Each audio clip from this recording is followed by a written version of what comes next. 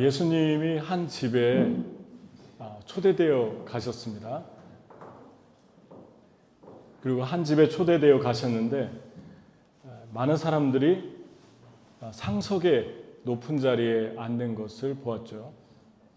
예수님께서 혼인잔치에 초대를 받았을 때 상석에 가서 앉지 말아라. 왜냐하면 너보다 더 높은 사람이 오면 그 주인이 너를 말석에 앉히고 그 사람을 그 자리에 앉힐 수 있기 때문에 그러면은 얼마나 창피하고 또 너가 곤란스럽게 될 거니까 그런 자리에 앉지 말고 낮은 자리에 앉아라.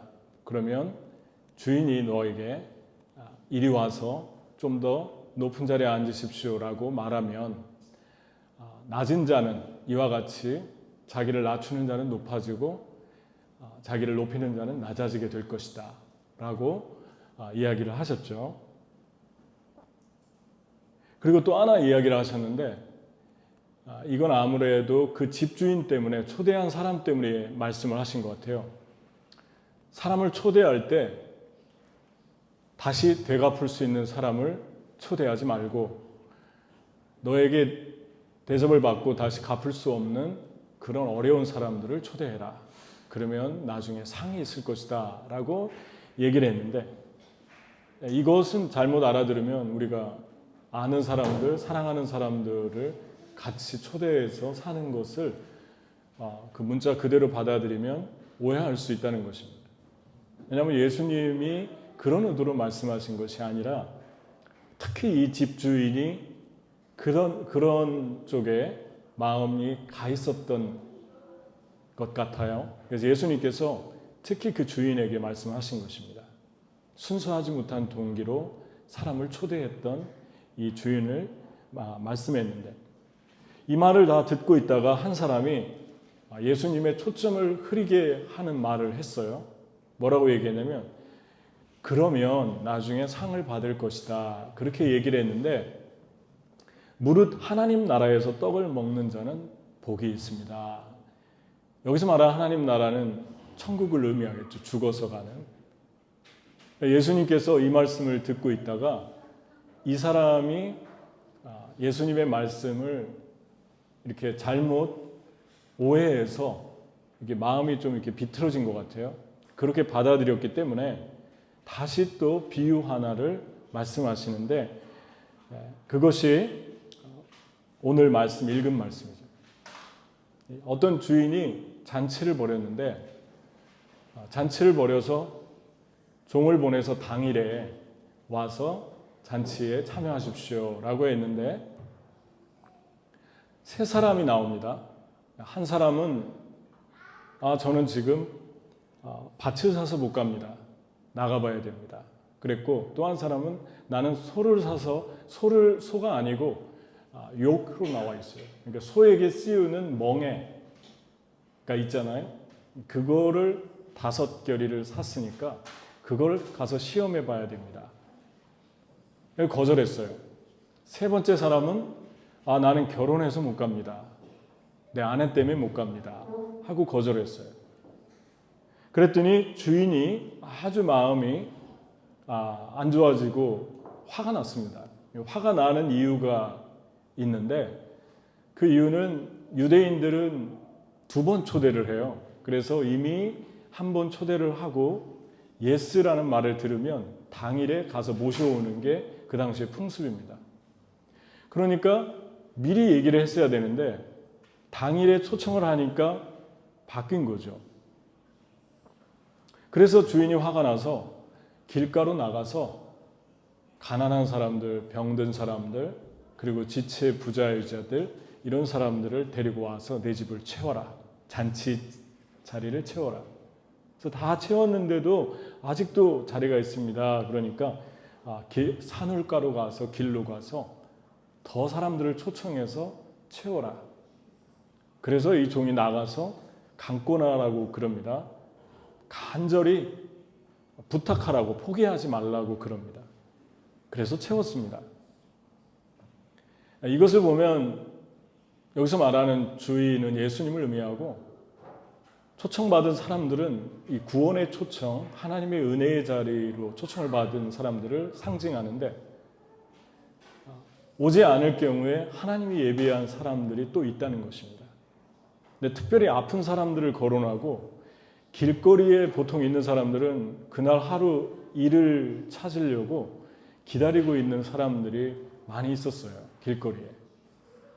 우리 뉴욕에도 그런 거리가 있잖아요. 플러싱에 가면은 그 남미에서 오신 노동자들이 그 거리에 쭉 서 계십니다.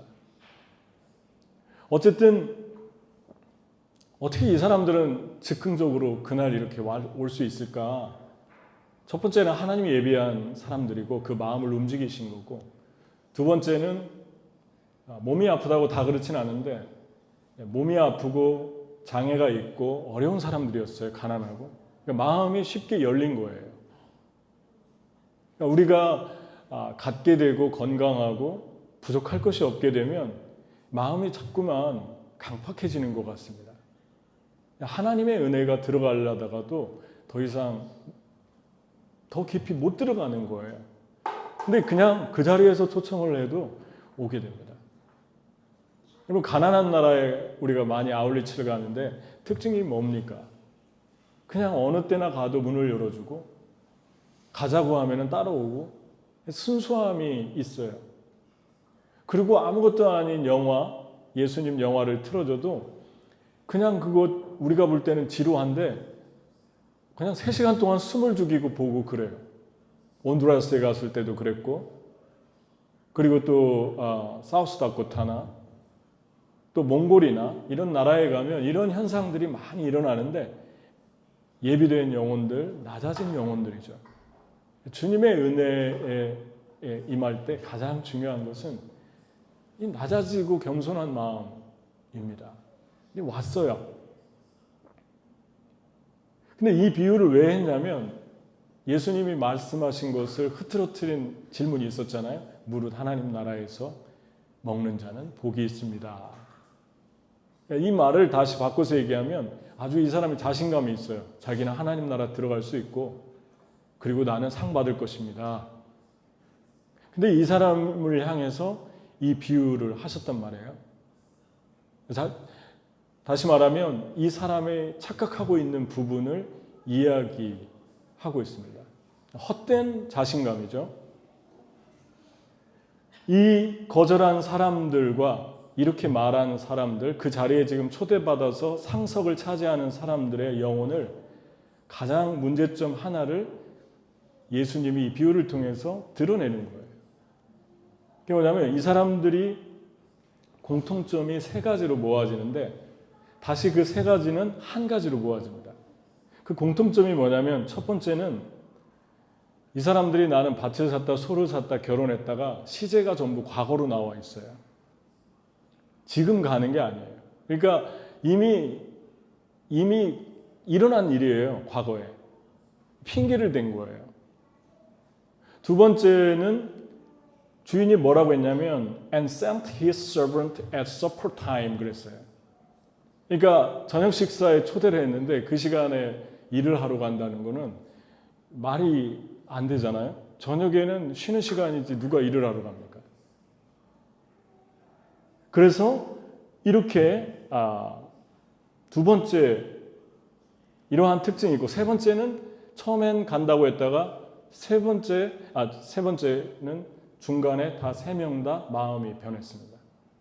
이 공통점이에요. 그리고 한 가지 더 보태자면 to make excuse 그랬어요. 그러니까 변명을 했다는 것입니다. 핑계를 대고. 그러니까 4가지 공통점이 있는데 특별히 결혼한 사람도 1년 동안은 일을 안 하도록 병역도 면제해주고 모세의 법에 보면 1년 동안은 그냥 자유롭게 즐기게 그렇게 하는 법이 있었어요. 그렇게 볼 때 이 사람 시간이 많은 사람입니다. 그리고 잔치집이니까 얼마든지 가서 즐기면서 참여할 수 있어요. 그리고 본인이 간다고 했고 못 가면 처음 초대받았을 때 거절했었어야죠. 그게 예의죠. 그리고 이렇게 바꿔서 오지 않은 이유가 뭘까? 분명하게 여기서 드러나는데 소유에 대한 집착으로 모아집니다. 소죠, 밭이죠, 가족이죠. 근데 여기 이 주인은 되게 선하잖아요. 왜냐하면 잔치의 주제가 없어요. 왜 잔치를 열었는지가 안 나옵니다. 그것은 잔치를 위해서 사람들을 초대한 게 아니라 사람들을 초대하려고 잔치를 열은 주인이라고 볼 수 있어요. 그러니까 은혜로 시작된 거예요, 잔치는. 이 사람들 와서 쉬게 하려고 하고, 예수님 말씀했잖아요. 수고하고 무거운 짐진 자들아 다 내게로 오라. 내가 너희를 쉬게 하리라. 누구든지 목마르거든 내게로 와서 마셔라. 값없이 포도주와 젖을 사라. 포도주는 주님이 주시는 강물 같은 보혈의 은혜, 젖은 밀크, 주님이 공급하시는 영적인, 육적인 일용할 양식들. 그냥 와서 사가라. 돈 안 받고 주는 건 무료인데 왜 산다는 표현을 썼을까요? 사실은 가치 있는 거야. 사실은 이 밀크와 피는 존귀한 거다. 너희가 돈으로도 살 수 없는 건데 그냥 사가라. 돈 안 받겠다.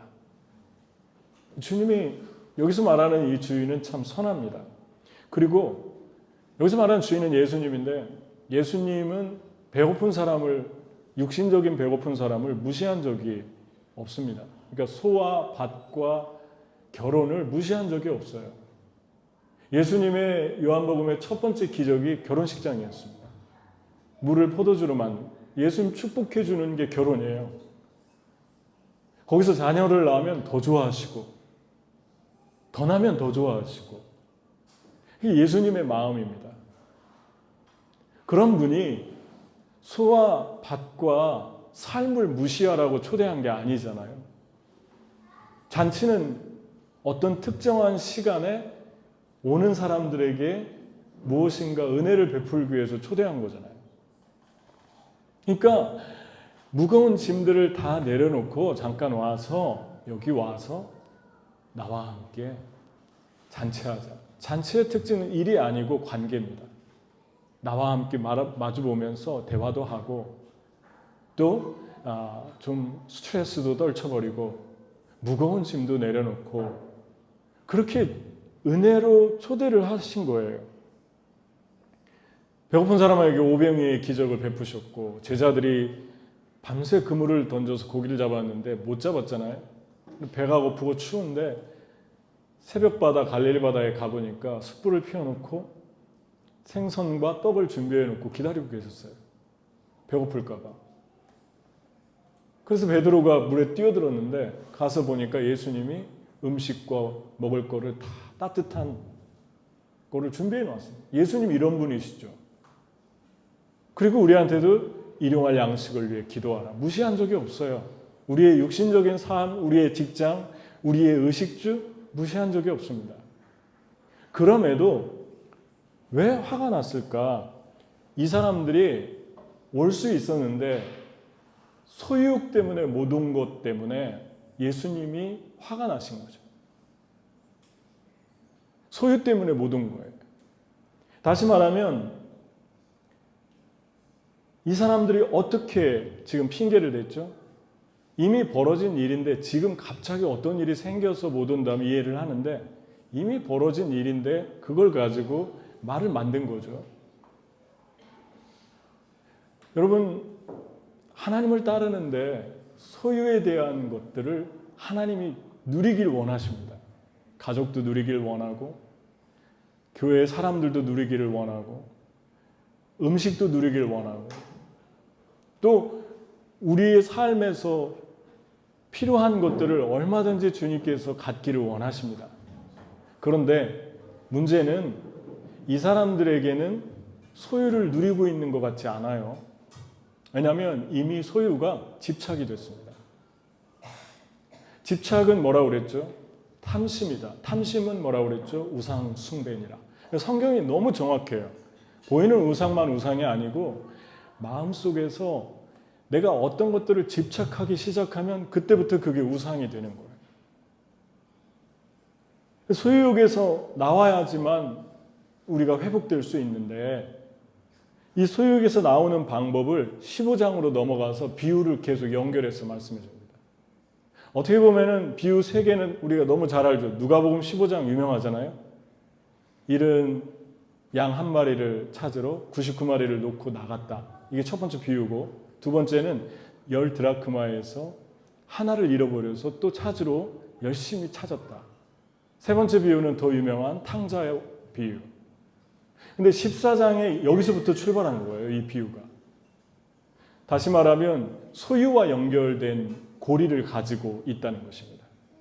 장을 그냥 나눴을 뿐이에요. 그 다음에 어떻게 소유욕에서 나오는가? 첫 번째는 집착이 사랑이 되게 하라는 거예요. 예수님께서 이 비유를 말씀해 줘요. 예수님이 세리들하고 죄인들하고 밥을 먹고 있는데 바리새인들 종교 지도자들이 와서 그 모습을 보고 적어도 하나님의 사랑이 그 안에 있다면 야, 이 죄인들도 참 하나님께서 긍휼히 여기고 사랑하는 사람들이지. 이게 율법의 정신인데 그런 마음을 가진 게 아니라 바라보면서 예수님을 무시한 거예요. 어떻게 이런 세리들하고 밥을 먹고 어떻게 이런 죄인들하고 얼굴만 봐도 소문만 들어도 아는 사람들하고 밥을 먹나? 예수님은 항상 이게 비유를 많이 사용하셨어요. 직접적으로 얘기하실 때도 있었는데 살짝 던져놨어요, 옆에다. 왜냐하면 비유를 얘기해야지 생각하니까. 그래서 비유를 말씀하신 게 첫 번째 비유인데 너희 중에 유목민들이니까 이건 너무 잘하는 비유입니다. 양이 100마리 있는데 한 마리 잃어버리면 어떡하니? 그 한 마리 찾으러 99마리 놓고 가지 않니? 마찬가지로 하늘에서도 한 영혼이 회개하고 돌아오면 회개할 것 없는 의인 99명이 기뻐하는 것보다, 그들 때문에 기뻐하는 것보다 너도 천국에 들어왔고 너도 천국에 들어왔고 너도 회개했구나, 너도 예수님 만났구나, 그래서 잔치를 벌이고 기뻐하는 것보다 그 한 사람이 회개하고 돌아오면 더 기뻐한다. 그 예화를 예수님께서 지금 말씀해 줍니다. 왜 말씀해 줬을까요? 소유욕과 연관되어 있습니다. 여러분, 광야에서 몽골에 있다 보면요, 그냥 양떼들이나 낙타떼나 염소떼들은 흔하게 보잖아요. 초장에서 아름다운 모습을 쉽게 보는데 가끔 가다 보면은 겨울에도 그렇고요. 겨울에도 양들이 풀을 안 먹는 게 아니에요. 눈이 다 덮여 있는데 눈 속에 있는 풀을 파서 먹습니다. 찾아서. 겨울에도 풀어놔요, 양들을. 여름에도 그런데 겨울에도 그렇고 여름에도 그렇고 차를 타고 가다 보면은 양은 항상 무리와 같이 있는데 한 마리가 덩그러니 그 광활한 몽골의 대지에 한 마리만 있는 거예요. 그럼 누가 봐도 그 한 마리는 왜 있을까 금방 알 수 있어요. 무리에서 이탈된 거예요. 그러면 얼어 죽을 수 있고 아침에 춥고 저녁에 춥고 점심에 덥고 더 위험한 건 광야는 짐승이 많잖아요. 언제 누가 와서 여우나 이리가 잡아먹을지 몰라요. 근데 참 신기한 거는요, 그 양들이 그냥 그 자리에 가만히 있습니다. 움직이지 않아요. 너무 두려워서 그런 것 같아요. 그 자리에서 그냥 가만히 있어요. 움직이지도 못하고. 그러면은 마음 같아서는 구해주고 싶은데 우리 양이 아니라 그걸 어떻게 차에다 태울 수도 없고 가져갈 수도 없고 좀 그래요. 그래서 그냥 안타까운 마음을 보다가 가거든요. 나중에 목자가 오겠지. 여러분, 이 양이 왜 양무리에서 이탈됐을까요? 여러 가지 이유가 있을 거예요. 양들이 이탈된 이유는 그런 겁니다. 털이 너무 길어갔는데 털을 안 깎아주면은 무게를 못 이겨서 넘어지면 못 일어나는. 그래서 일으켜주지 않으면 못 일어나는 거죠. 양을 깎아줘야 되고. 또 하나는 조그마한 사막의 메마른 땅에 물 구덩이를 만나는데 그 물 구덩이에서 흙탕물 오염된 물을 먹고 병에 걸려 쓰러지는 경우가 있어요. 예수님 잘 믿다가도 이상한 교리에 빠지고 이단에 빠져서 이렇게 헤매는 분들 가끔 있잖아요. 그냥 아무거나 다 그냥 받아 먹고 이상한 교리에 빠지고 이단에 빠지고 그런 거예요, 양들이. 그런가 하면 어떤 양들은 아주 고집스러워서 계속 불러도 가는 거예요. 가다가 낭떠러지가 나와도 그냥 간대요. 그래서 죽어요.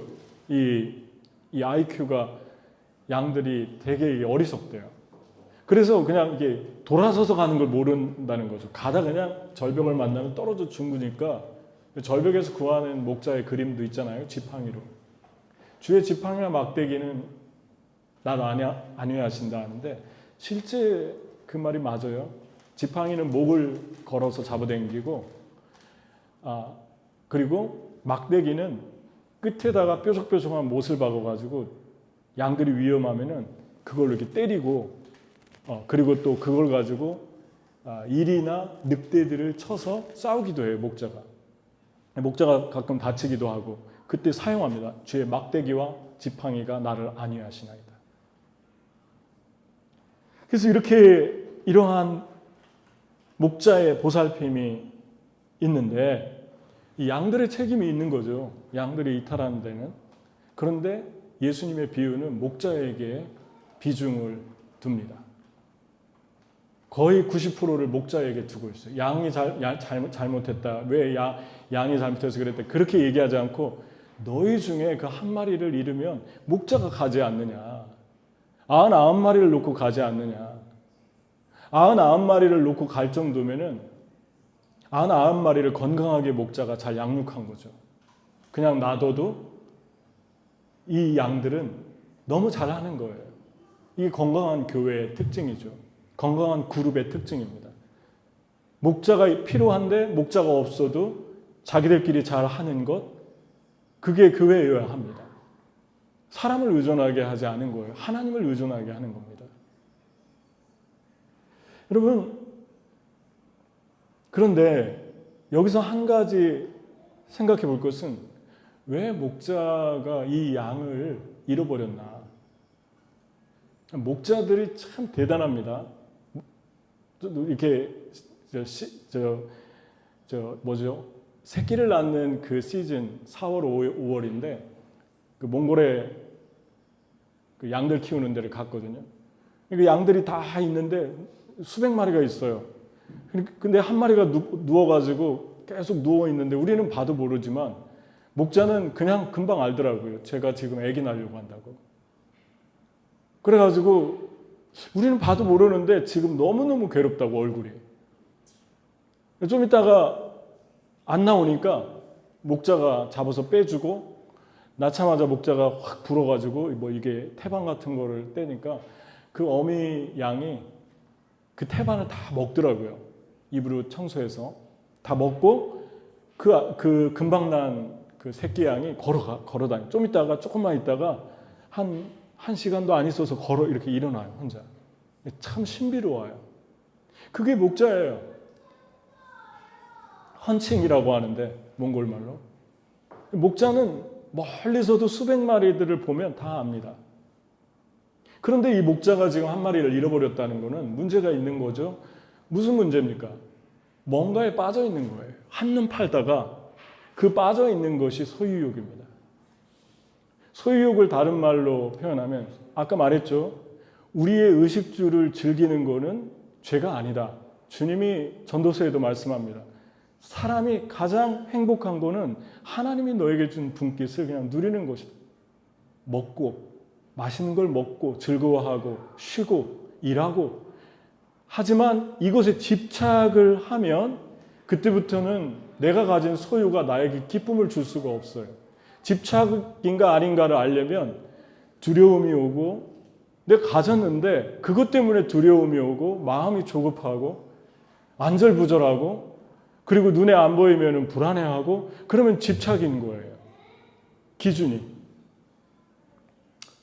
주님이 준 사랑이 소유가 집착이 된 거예요.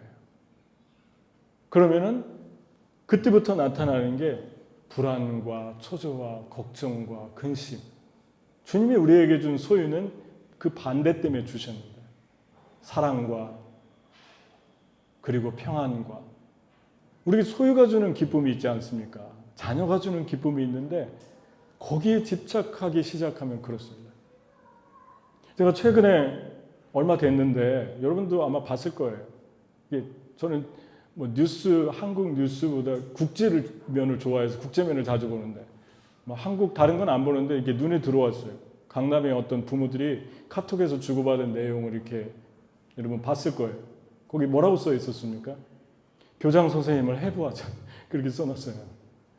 그리고 선생님을 정리하자. 저 어떤 선생님, 아무개 선생님을 정리하자.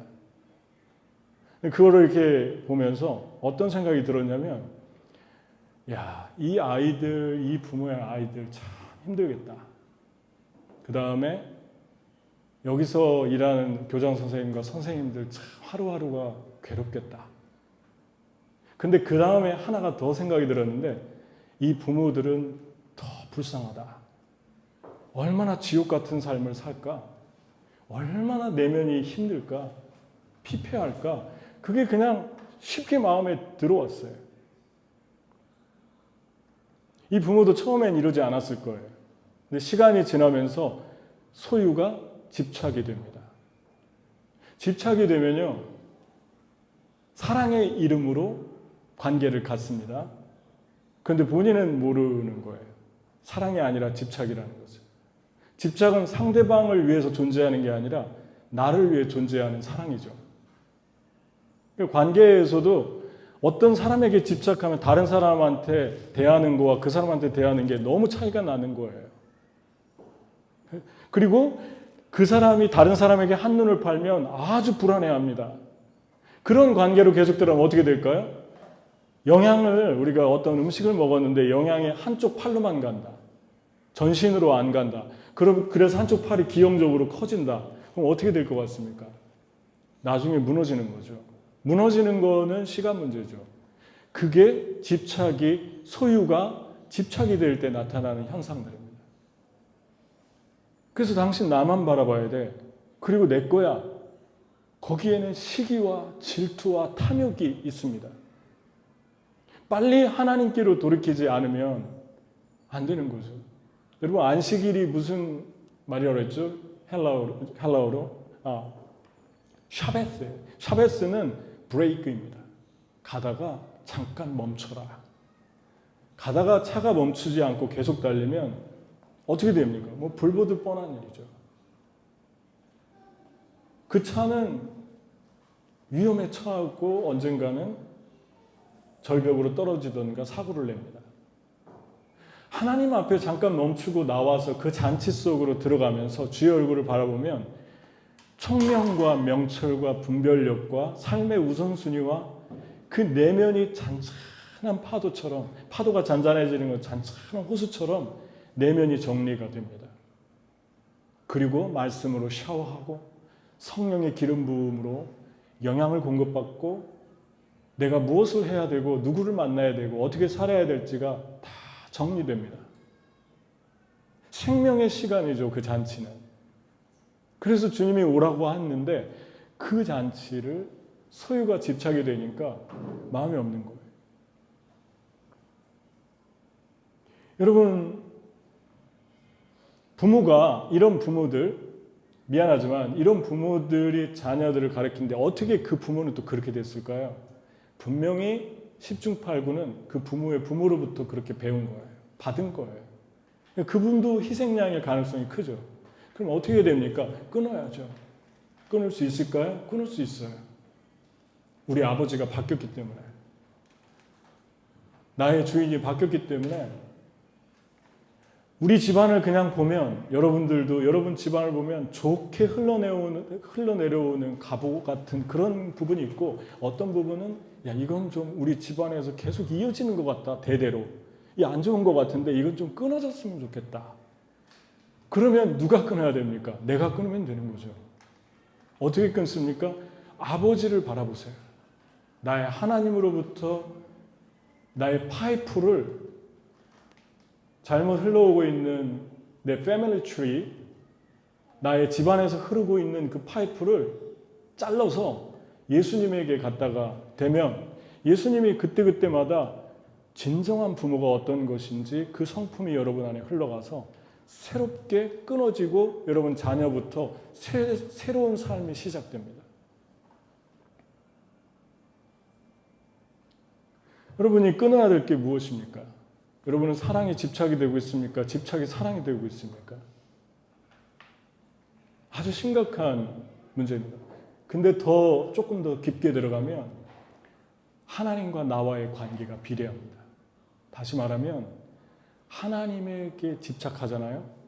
그거를 영어로 우리 상담학교 할 때 퓨전이라고 하는데 co-dependence라는 용어를 씁니다. 그 사람과 나와 반딩됐다, 묶였다. 쉐클로, 쇠고리로 묶었다.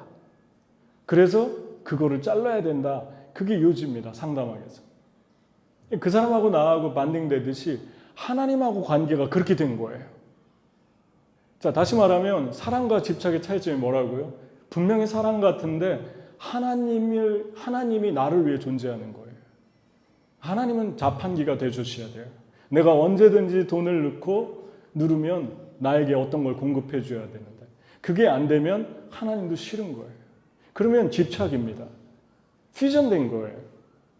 그러면 그 성품이 사람한테서 그대로 관계에서 드러납니다. 그 내면은 어떨까요?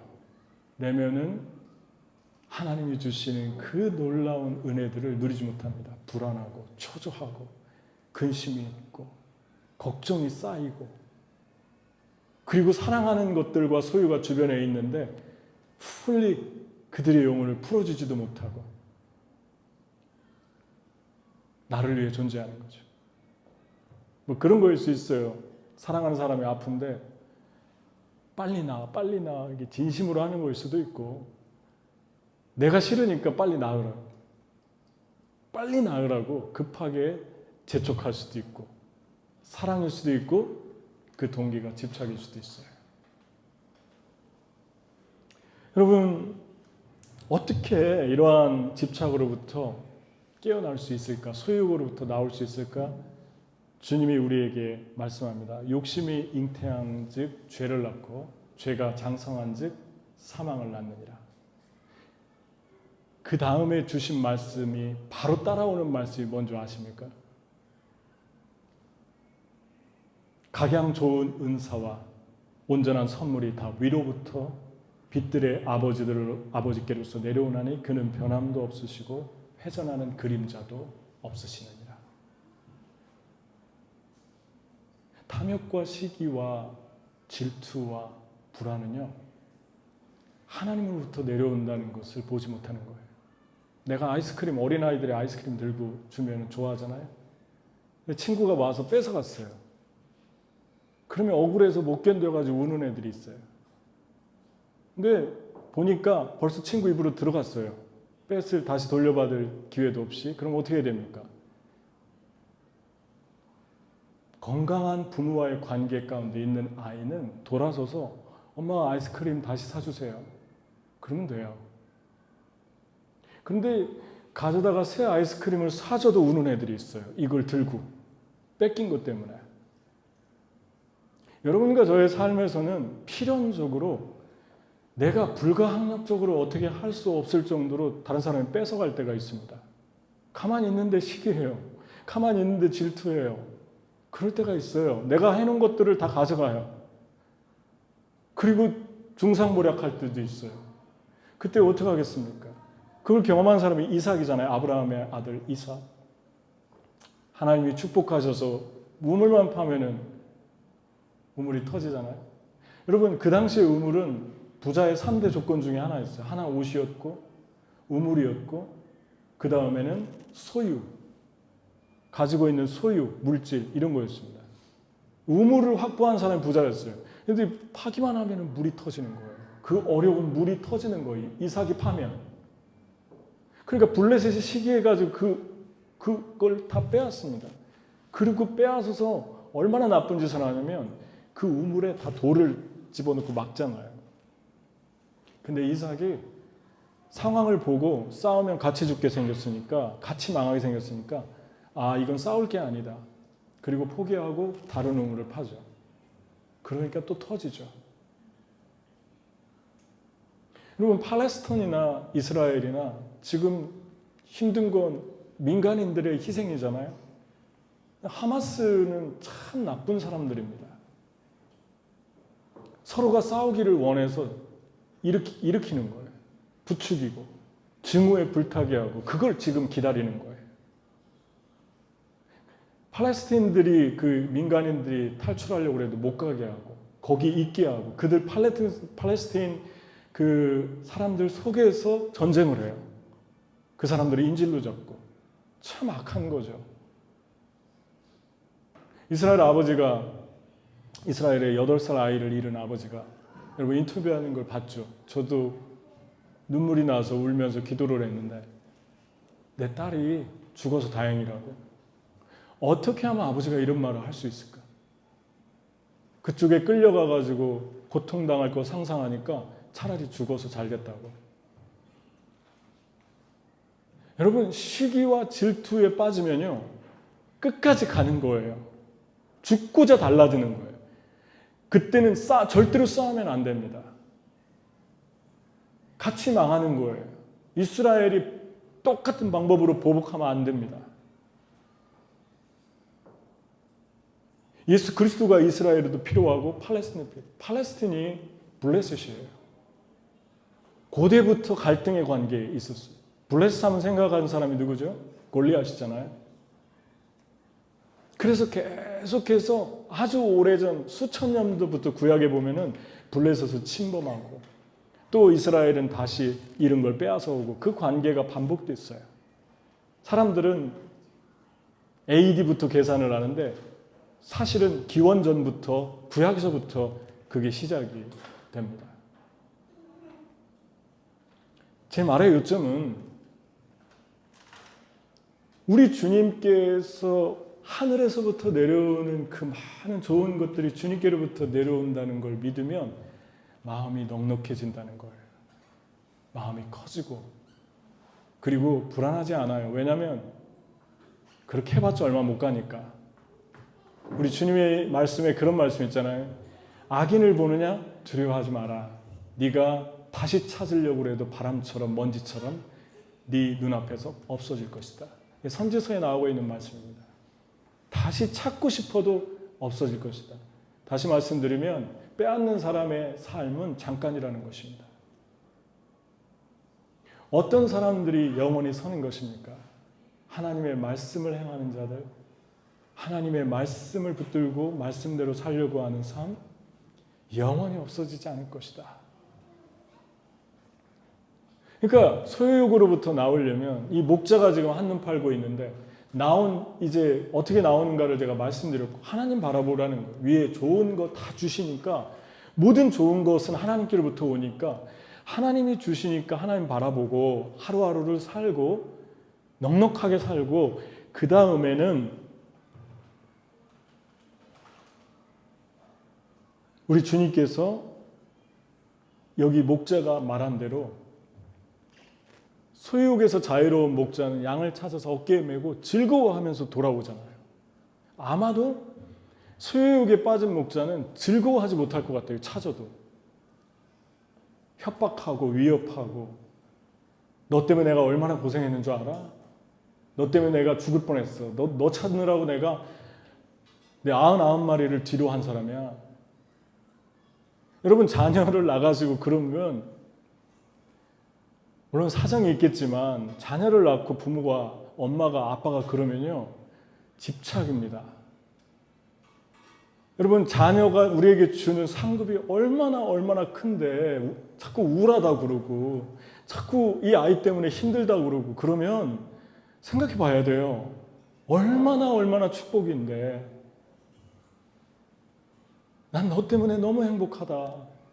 네가 주는 기쁨 때문에 너무 행복하다. 이 표현을 해야 되는데 표현은 안 하는데 느껴져요. 옆에 있는 사람이. 아, 되게 귀찮아하는구나. 아, 되게 힘들어하는구나. 그런데 다른 애들을 보면 또 엄청나게 잘해줘요.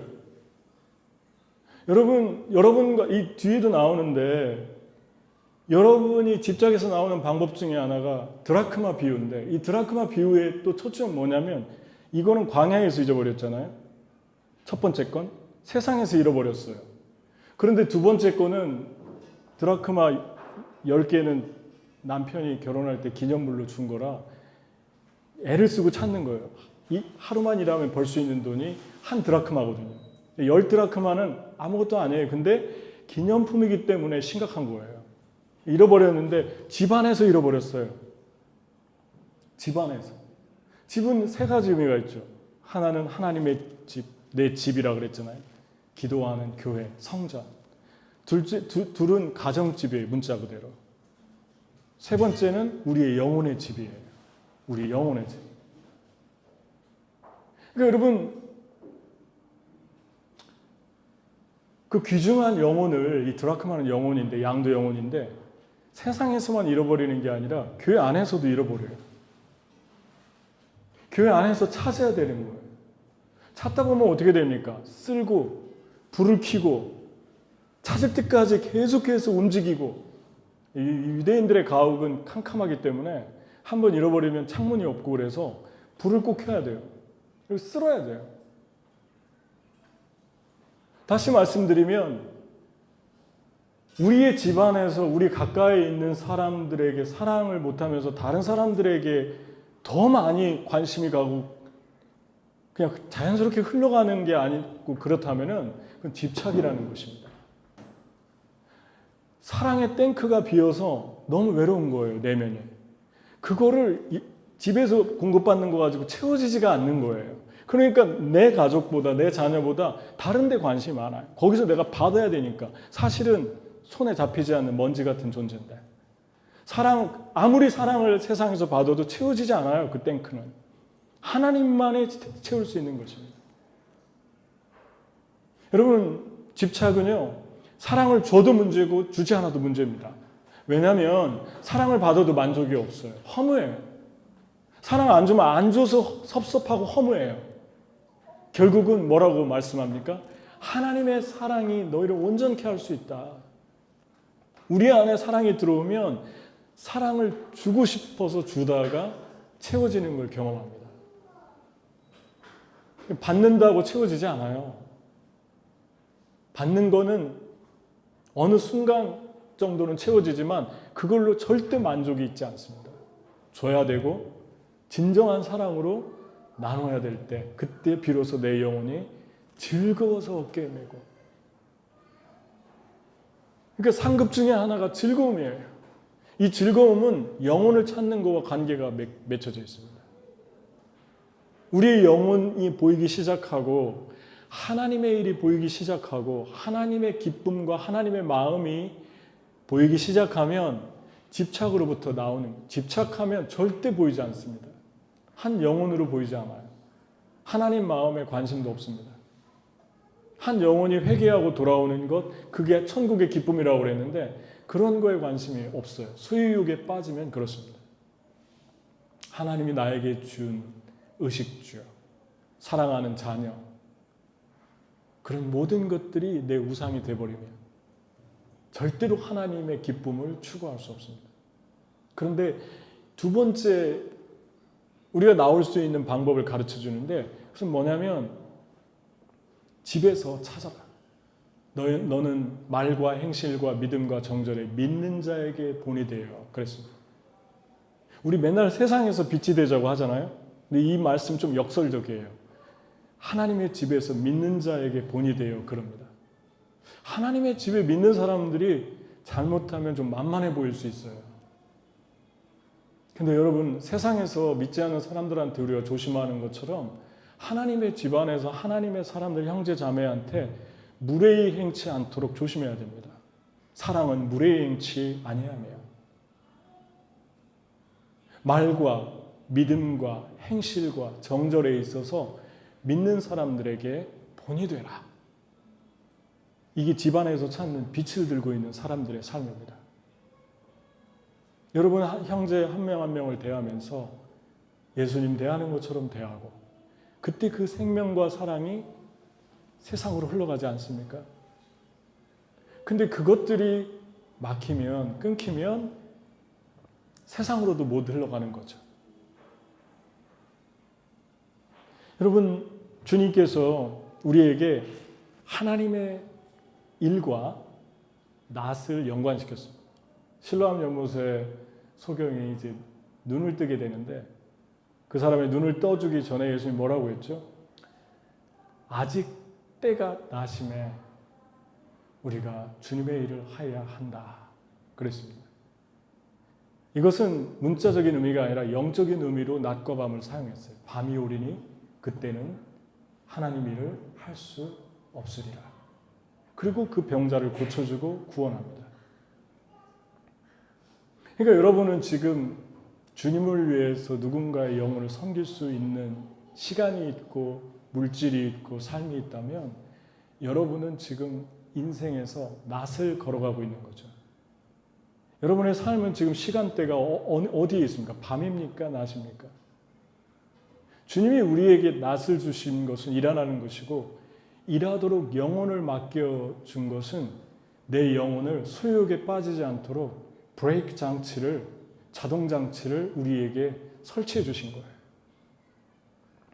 다시 말하면 집안을 깨끗하게 쓸고 말과 행실과 믿음과 정절에 항상 주의하고 영혼들 한 명 한 명을 보살피고 섬기게 된다면 청소해야 돼요. 집안을 청소한 것처럼 내 영혼을 계속 청소해야 돼요.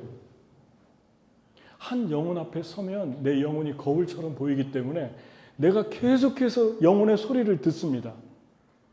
지난주 모임에서 내가 이 영혼하고 관계를 하는데 내가 이 사역을 하는데 내가 영적으로 좀 약해진 것 같아. 왜 그렇지? 내 영혼이 좀 더 깨끗하고 거룩하지 못했구나. 계속 나 자신을 돌아보게 하는데 그게 어떤 거와 관계가 있습니까? 맡겨준 양들과 관계가 있어요. 드라크마와 관계가 있어요. 여러분, 여기서 목자가 누굽니까? 여러분 가정의 가족들을 목자로 여러분을 주셨어요. 여러분이 목자예요. 학교의 학생으로 학생들을 여러분한테 주셨어요. 여러분이 목자고 그들이 양이에요. 비즈니스 하는 분들은 일하는 같은 회사에 일하는 그 사람들이 나의 양입니다. 삶은 교회만이 목회가 아니라 삶은 목회예요. 만나는 사람, 내가 아는 친구, 동료들 다 내 양들이에요. 내 영혼이 깊은 소유욕이 내 영혼을 지배하기 시작하면 이런 게 들어오지 않아요. 그런데 내 영혼이 나실 때는 하나님의 일을 하여야 하리라. 하나님의 일을 하고 싶어요. 영혼들을 섬기고 싶어요. 영혼들이 살아나는 걸 보면서 기뻐하고 싶어요. 특히 이 집안에서 빛을 비추고 싶어 합니다. 교회에서, 가정에서. 여러분, 나가서도 잘해야 되지만 집에서 사랑하는 것 너무너무 중요합니다. 제가 좋아하는 한 설교자가, 미국의 한 설교자가 말씀하는데 정말 와닿은 예화가 있는데 뭐라고 하냐면, 여러분, 왜 여러분의 아내가 왜 그 며느리하고 관계가 안 좋은 줄 아세요? 그래요. 그러더니 그 며느리와 관계가 안 좋아진 건 아들만 바라본다는 거예요. 장가 갔는데도. 아들만 바라보는 이유가 뭡니까? 도대체. 자녀만 바라보는 이유가 뭡니까? 그러면서 아주 전곡을 찌르듯이 얘기하는데 그 중에 하나 뭐라고 하시냐면 전혀 뜻밖의 이야기를 하시는데 남편이 여인을 사랑해주지 않으니까, 와이프를 사랑해주지 않으니까 거기에 목매단다는 거예요. 아내들이. 그래서 외롭다는 거예요. 자녀가 가면. 계속 집착하게 된다는 거예요. 진정한 복음이 무엇입니까? 집에서 잘하세요. 집에서 여러분 사랑하는 사람들한테 예수님처럼 대하고 말과 믿음과 행실과 정절에 본이 되십시오. 그 이야기를 하고 있는 거예요. 가장 주님의 일을 많이 하는 사람이 삶이 변화된 삶으로 가정에 빛을 비추는 사람입니다. 그리고 우리가 만나는 모든 학교와 친구와 그리고 특히 교회에서 빛을 비추는 사람들입니다. 그렇게 말하는데 너무너무 은혜가 됐어요. 여러분, 이 드라크마가 있는 장소가 어디입니까? 어둠이잖아요. 지금 하나님의 세 가지 특징이 있어요. 하나님의 집안에 있는데 마음이 어두워요. 두 번째, 9개로부터 분리됐어요. 같이 몸은 있는데 마음은 같이 하지 않아요. 한두 번씩은 어떨 때는 그럴 때도 있지만 그건 자연스러운 현상이고요. 항상 같이 민글되지 못합니다. 잃어버린 사람들입니다. 잃어버린 사람의 기준이에요. 세 번째, 먼지 속에 있습니다. 깨끗하지 않아요. 이 세 가지 특징이 잃어버린 사람의 특징으로 여기 기록돼서 나옵니다. 이 사람들 주님이 사랑한다고 그럽니다. 찾으라고 그럽니다. 한마디로 얘기하면 주님 어둠에 있다는 건 주님과의 관계도 없고 교제도 없다는 거죠. 관계는 있는데 교제가 없는 사람들이 너무 많아서 주님과 함께 동행하고 기도하고 대화한 적이 너무 까마득하고 집중을 못해요. 하나님께 집중할 수가 없어요. 하나님께 집중하는 것은 하나님의 은혜, 영적인 영역입니다. 영적인 영역. 우리의 영적인 영역이 분산되어 있고 딴 데가 있고 집착이 되어 있으면 하고 싶어도 안 돼요. 자꾸 뭔가 딴 거에 서성거려요. 다른 걸 짓는다든가 아니면 뭔가를 기다린다든가 집중해서 들어갈 수가 없어요. 근데 한번 생각해 보십시오. 하나님으로부터 어둠에서 나와서 빛 가운데 들어갈 때 나타나는 은혜가 무엇입니까? 은혜 받을 때 나타나는 은혜가 무엇입니까? 깊은 주님의 은혜로 들어가 집중하기 시작해요. 무서울 정도로 집중하기 시작해요. 영혼이 맑아져요. 그리고 혼미하지 않아요. 여러분,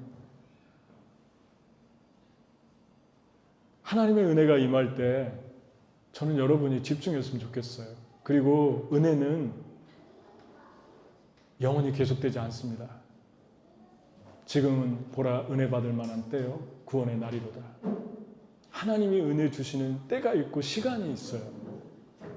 그 시간에 완전히 몰입하고 집중하십시오. 놓치지 않도록 하십시오. 주님이 어떻게 여러분의 영혼이 풀어지면서 여러분의 삶이 풀어지는가를 주님이 보여주실 거예요. 어떻게 여러분의 영혼이 청소되는 것과 빛을 밝히는 것과 부지런해지는, 게으른 삶에서 나와서 부지런해지는 삶이 어떻게 여러분과 관계된 소유와 사랑하는 것들과 연결되어 있는지를 주님이 보여주실 거예요. 그건 같이 붙어 있습니다. 이 세 가지 기억하십시오. 게으름에서 나올 수 있는 부지런함, 그리고 계속 청소하는 것, 내 영혼의 방을 치우는 것, 깨끗게 하는 것, 찾을 때까지 쓸었잖아요. 투명하게 만드는 것. 그리고 빛을 밝히면 가장 잘 보이는 게 자기 자신입니다. 주의를 해야 돼요. 직간접적으로 주님께서 영혼을 살리는 일, 내 가정의 사람들부터 시작해서 많은 사람들을 섬기는 일을 맡겼을 때, 주님이 나에게 뭔가 지금 은혜를 주시려고 하는구나. 내 영혼을 청소하려고 하는구나. 그게 없으면 우리 영혼은 계속해서 세상으로 떠내려갑니다. 세상으로 떠내려가면 불보듯 뻔합니다. 아모스의 말씀한 대로 내가 폭풍으로 우박으로 너희 삶을 칠 때 너희가 잘못 쌓은 담이 드러날 것이다. 주님이 그럽니다. 여러분, 말씀을 마칠게요. 교회 안에서, 가정 안에서 세상만이 아니라 빛이 되십시오. 그리고 여러분들 때문에 영감 받는 사람들이 많이 나오게 하십시오. 구약의 중요한 끝자락에 예수님 오기 전에 500년 암흑시대가 있었는데 그 암흑시대 직전에 쓴 성경이 말라기, 맨 마지막 성경인데 그 말라기서 전에 혜성처럼 나타나는 사람들이 에스라, 그 다음 수룹바벨 여호수아, 학개 스가랴. 학개 스가랴는 수룹바벨과 여호수아가 성전을 짓다가 이웃 사마리아 사람들에게 방해를 받아서 못 짓게 됐어요. 15년 중단됐어요. 15년 후에 수룹바벨과 여호수아에게 격려하라고 주님이 학개와 스가랴를 통해서 권면해 줍니다. 그게 학개와 스가랴서예요. 이런 혜성 같은 사람들이 나타나는데 이들이 이게 결정적인 영향을 준 마지막 끝자락의 역사 속에 한 사람을 꼽으라면 다니엘입니다. 하루 3번씩 주님께 기도하다가 모함에 빠져서 사자굴 속에 들어갔는데 하나님이 사자의 입을 막으셔서 기적같이 살아나고, 타협하지 않고 왕의 진미가 우상에 들어졌기 때문에 10일만 채식을 시켜주고 결정하십시오. 왕에게 죽을 수도 있는데 왕의 진미를 거절합니다. 매니저에게 부탁해서 매니저가 먹였는데 10일 후에 얼굴이 빛이 나고, 그 다니엘에게 하나님이 준 특별한 은사가 꿈을 해석하는 거였어요. 지혜였어요. 그리고 그는 바벨론의 최고의 왕 다음에 자리에 올라가고, 바벨론이 무너지고 메데파사, 페르시아죠. 바벨론 이라크고, 이란이 점령을 했는데 왕이 바뀌었는데도 유일하게 살아남은 사람 중에 한 사람이 다니엘입니다. 다니엘을 처리를 못하는 거예요. 왜냐하면 너무 똑똑하고 너무 충성스러우니까. 심지어는 다리오 왕 때, 메데파사 왕 때 사람들이 모함해서 왕에게 사인을 받았어요. 도장을 받았어요. 근데 왕은 몰랐어요. 다니엘을 타겟한 걸 모르고 자기가 너무나 사랑하는 그 신하를 죽이는 거에 도장을 찍은 걸 몰랐어요. 나중에 보니까 다니엘인 거예요. 아, 왕에게 금신상에 절하지 않으니까 사자굴 속에 던지라고 했으니까 던집니다. 왕도 어떻게 할 수 없는 게 도장 찍어서. 그 다음날 왕이 금식하면서, 하나님을 모르는 왕이 다니엘 때문에 금식을 한 걸 한번 상상이 되십니까? 그리고 가서 다니엘아, 다니엘아, 너의 하나님이 너를 살리셨지. 다니엘이 큰 소리로 맞습니다 하고 올라오니까 모함했던 사람들 다 집어던지잖아요. 다 먹어버리잖아요. 그냥 순식간에. 그 다니엘이 능력이 어디서 나왔습니까? 그 다니엘의 그 믿음이 어디서 나왔습니까? 하루 3번씩 집에서 기도했잖아요. 집에서 기도할 때 누가 봤을까요? 부인이 봤겠고 자녀들이 봤겠죠. 우리 아버지는, 우리 엄마는 꼭 기도해. 그리고 하나님 정말 사랑하는 사람이야. 기도할 때 조용히 방문을 열고 들어가는 그런 자녀들이 어떻게 클 것 같습니까, 여러분?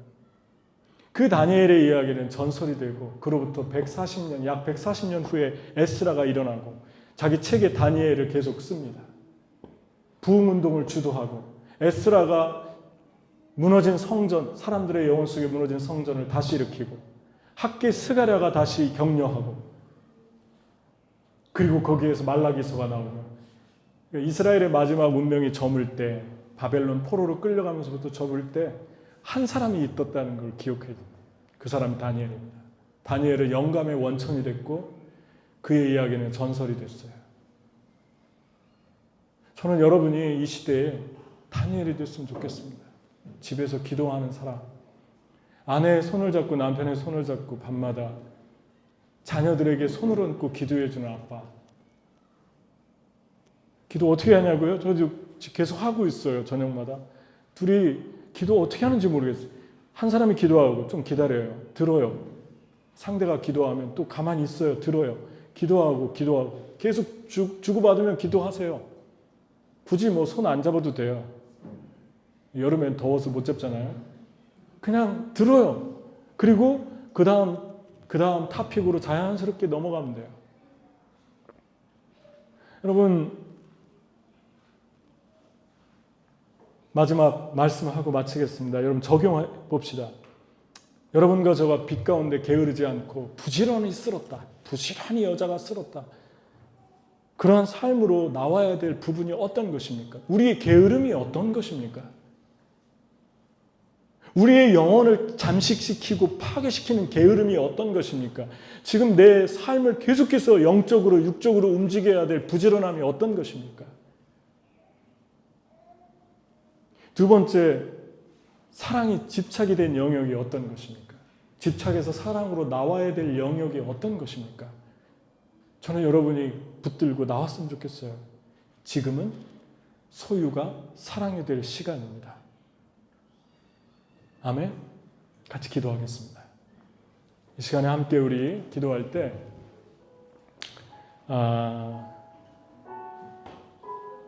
주님이 우리에게 너무 많은 사랑하는 것들을 주셨습니다. 너무 감사한 것들을 주셨습니다. 그 영혼들을 주님께 맡겨드릴 수 있는 힘은 주님의 잔치로 나오는 것입니다. 그 잔치는 아버지와 나와의 갖는 공적인 예배고 아버지와 나와 갖는 개인적인 예배입니다. 골방입니다. 여러분, 그 깊은 속으로 들어갈 때 비로소 우리의 비어진 사랑 탱크는 채워질 것입니다. 여러분과 제가 지금이 은혜 받을 만한 때이고 지금이 주님이 우리를 부르시는 구원의 때입니다. 이 시간에 우리 주님께 나가면서 주님이 나에게 맡겨준 일들을 나를 살리려고 맡겨주셨는데 자식 때문에 부모가 절제하는 것처럼 한 영혼 한 영혼을 섬길 때 우리의 영혼을 투명하게 할 수밖에 없는데 그런 삶을 살게 하소서. 하나님, 나는 힘이 없습니다. 도와주소서. 내 영혼을 깨끗하게 정금처럼 맑게 씻어주소서. 청소하게 도와주소서. 주님이 여러분들이 다시 붙들기를 원하는 일들은 무엇입니까? 직접적이고 간접적으로 영혼을 살리는데 해야 될 일들은 무엇입니까? 주님이 주시는 선물일 수 있어요. 뿌리치지 마세요. 그걸 하세요. 이 시간에 같이 기도하겠습니다.